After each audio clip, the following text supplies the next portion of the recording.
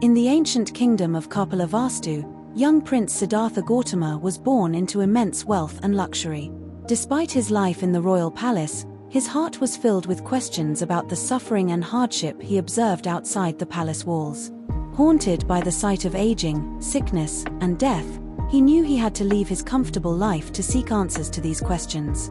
Leaving behind his kingdom, wife, and newborn son, Siddhartha set off into the forest with nothing but a robe and a begging bowl.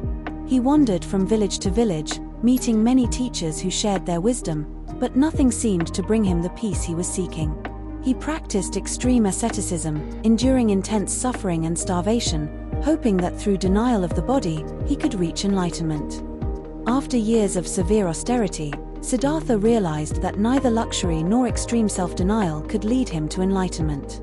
Instead, he chose a middle path, a balanced approach that accepted the body's needs while focusing on spiritual growth. Sitting beneath a Bodhi tree, he meditated deeply, vowing to remain there until he found the answer to life's suffering. One night, Siddhartha attained enlightenment, seeing the true nature of existence. He realized that suffering comes from attachment and desires, and that the path to peace lies in letting go.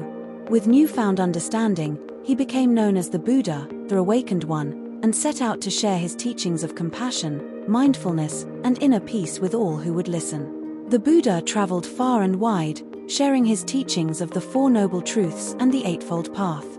People from all walks of life, from kings to beggars, found solace in his words. He taught that anyone, regardless of status or background, could achieve peace and enlightenment by practicing kindness, understanding, and mindfulness. One day, a woman came to the Buddha, grief-stricken over the death of her only child. The Buddha, full of compassion, told her to find a mustard seed from a household that had never known death.